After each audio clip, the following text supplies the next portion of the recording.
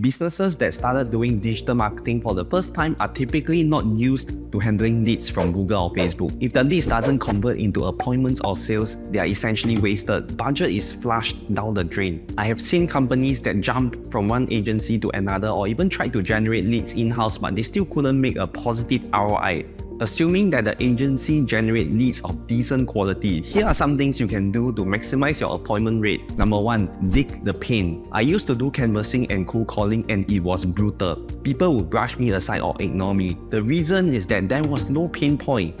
If there is no pain point, there is no reason they want to speak to me. People want to buy, but they don't want to be sold to. However, when it comes to leads generated for your digital marketing campaign, the best part is that they have a pain point. Typically, our ads drew them in because it spoke to their pain points. For example, for a facial campaign, the pain points might be sensitive skin or oily skin. And for tuition campaign, the target audience pain points would be poor results or lack of motivation, for example. There will always be a pain point that resonated with the lead when they opt in. If you call up fast enough, their pain point is still fresh on their mind. When you handle leads for a digital marketing campaign, there is a reason why they are on the phone call with you. Their pain has not been resolved yet. They might be defensive and cold because they don't know you as a person and they are afraid that you will overcharge them, but that doesn't change the fact that they have a pain point to be solved. Focus on their pain point rather than the pricing. To get them to start talking about their pain points, you can ask questions such as, "How can I help you, sir, ma'am?" Or "Why are we on this phone call today?" When you ask these questions, it lowers their defense mechanism and get them to focus on their own pain point and how you can help to provide a solution. As marketers, we also work with the sales team by exchanging information. For example, we share with the sales team what are the pain points that people resonate with the most and have the highest click-through and conversion rate. This way, the sales team could leverage the same pain points in their sales pitch to increase appointment and closing rate. Number 2, asking questions. When we do cold prospecting such as cold calling or canvassing, we start off with a whole sales pitch and a whole talk about company introduction and product. It's a very one-sided conversation. The prospects look at us as pushy salesmen rather than a consultant. However, when we handle leads from our digital marketing campaigns, it's different. We start with asking questions. Prospects are very savvy these days. They already have an idea of what we do and our track record because they read our landing page and Google reviews. They are not totally clueless like a cold prospect. So when you handle the internet leads, we don't behave like a pushy salesman. Some businesses pitch and pitch non-stop. Once they get on the phone with a prospect, it turns people off. The more you pitch and justify your value, the more doubts it raises in the prospect's minds. Instead, you should ask questions as much as possible. It's like a doctor asking patients questions in order to diagnose their condition so they can prescribe the right solution. You can ask the prospects questions because they opted in for an inquiry. They kind of gave you the permission to ask questions. Why ask questions, you may wonder? Asking questions can establish authority because all consultants, advisors, coaches, or doctors ask questions before they provide a solution. Also, asking questions shows genuine interest in the prospect's needs and concerns, which builds rapport and trust. Ultimately, asking questions create a two-way conversation. Regardless of the industry you are in, here are some generic questions you can ask. How long has this problem been going on? Why do you think this problem exists? What have you tried to do about it? Did that work? What are the obstacles standing between you and your goal? On top of establishing trust, these questions will help you to better understand the prospects so you can see if they are the right fit for your company, which brings me to my next point. Number 3, filtering. This is the difference between internet leads and cold prospecting leads as well. For cold prospecting, you can choose your target audience before approaching them, so there is no problem with target audience fit.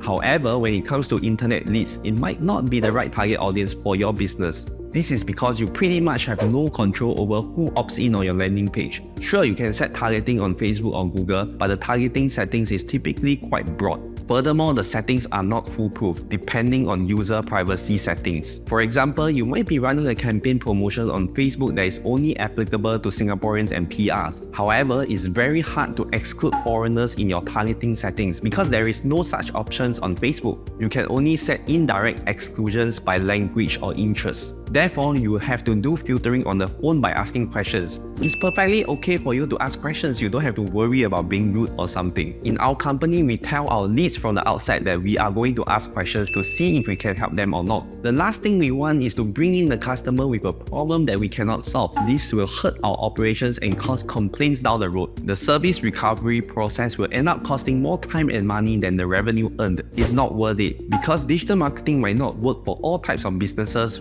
we will ask ask questions such as, have you tried doing digital marketing before? Do you have a sales team that can handle leads quickly? How long has your business been around?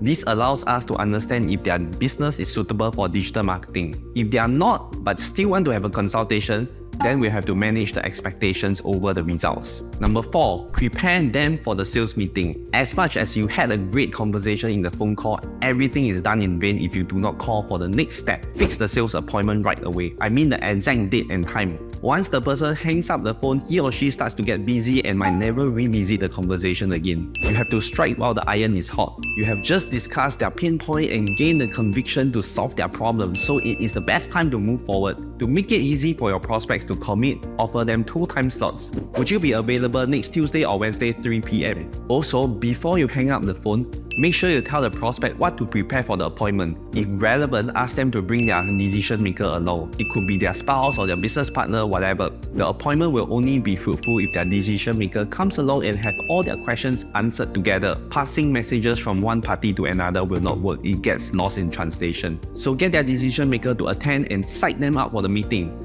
Let them know what to expect and gain from the meeting. Plant your seeds and closing the deal will be much easier.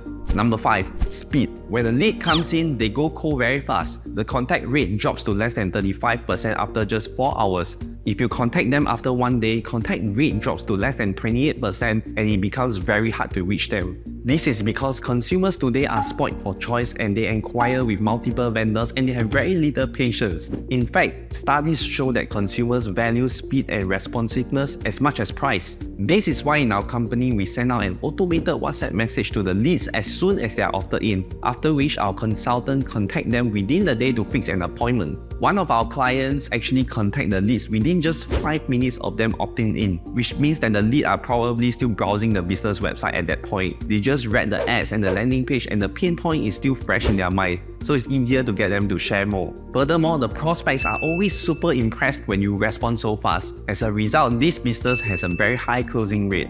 Even though internet leads are warmer than your prospecting leads, it still requires a different process from what you might be used to doing. If you're running digital marketing campaign for the first time, it is highly recommended that you deploy your best salespeople to handle the digital marketing leads for a start. Have them develop the process for following up with the internet leads first and determine the closing rate benchmark, after which you can distribute the leads to the entire sales team. After all, you spend money to acquire those leads and you should not waste the leads. Thanks for watching this video. Do like, subscribe and press the bell notification button so when new videos are released, you will be notified. I'll catch you soon.